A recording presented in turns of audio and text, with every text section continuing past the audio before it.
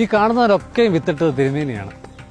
Malankara orthodox സഭയുടെ വലിയ മെത്രാപ്പോലിത്ത കുര്യാക്കോസ് മാർ ക്ലെമ്മീസ്. നേരത്തെ പത്തനംതിട്ട കാതോലിക്കറ്റ് കോളേജിലെ ബോട്ടണി വിഭാഗം മേധാവിയായിരുന്നു. എന്നാൽ അതിനും ഏറെ മുൻപ് തന്നെ അദ്ദേഹത്തിനോട് കൃഷിയോടുള്ള ഇടയടപ്പം തുടങ്ങിയതാണ്.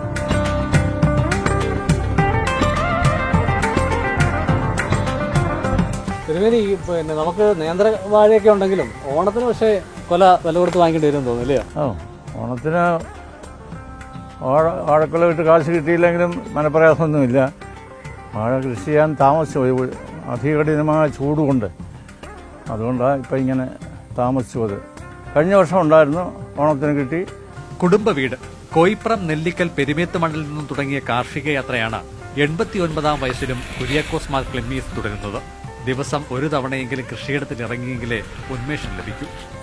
തിരുമേനി തൂമ്പയെടുത്ത് കൃഷിയിടത്തിൽ ഇറങ്ങിയ കാലം ഏതായിരുന്നു? വളരെ ബാല്യകാലം മുതൽ കൃഷിയുമായിട്ട് താല്പര്യമുണ്ട്. അത് വളർന്നത്. എൻ്റെ വീടൊരു സാധാരണ കർഷക കുടുംബമാണ്. അതുകൊണ്ടാണ് ഞങ്ങളൊക്കെ പഠിച്ചതും എല്ലാ കാര്യങ്ങളും നടന്നിട്ടുള്ളത്. അല്ലാതെ വേറെ ആരെയും ആശ്രയിക്കേണ്ടി വന്നില്ല. അന്ന് തെങ്ങ് നല്ലൊരു വിളവായിരുന്നു തന്നുകൊണ്ടിരുന്നത്. പിന്നെ കരിമ്പ് കൃഷി, അത് നല്ലൊരു കൃഷിയായിരുന്നു.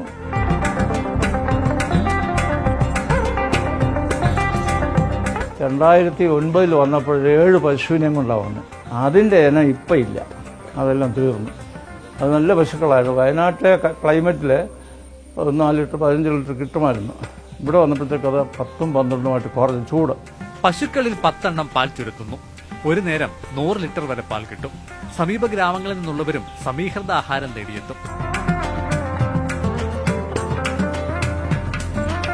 ഇത് ഞങ്ങളുടെ ഈ സ്ഥാപനത്തിൽ വളർത്തുന്ന പശുക്കൾക്ക് ആവശ്യമായ പുല്ല് ഇവിടുന്ന് കൊടുക്കുന്നുണ്ട്.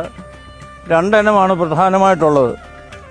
ഒന്ന് സാധാരണ നേപ്പിയർ, ഹൈബ്രിഡ് നേപ്പിയർ. ഇത് റെഡ് നേപ്പിയർ.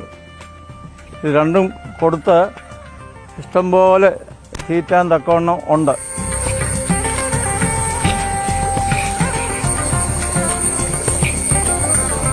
സ്പെഷ്യൽ വരാല അതിന് നമ്മൾ ഈ പ്രത്യേക ഫീഡ് കൊടുക്കണം. സാധാരണ നാച്ചുറലായിട്ട് പ്രയാസമാണ്.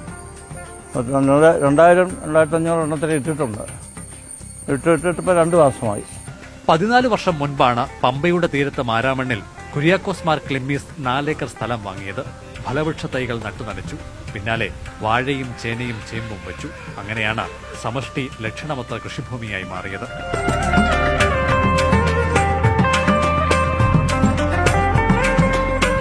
11 മാസം മുൻപ് ഭദ്രാസന മെത്രാപ്പോലിത്ത സ്ഥാനമൊഴിഞ്ഞതോടെ കുര്യാക്കോസ് മാർ ക്ലെമ്മീസ് ഇവിടേക്ക് കൂടുമാറി. ഇന്ന് സമഷ്ടി ഒരു ഹരിതഗ്രഹമാണ്. പൂക്കളോടും കിളികളോടും കാർഷിക വിളകളോടുമെല്ലാം സമയിഷ്ടം പങ്കിടുന്ന സ്നേഹഗ്രഹം.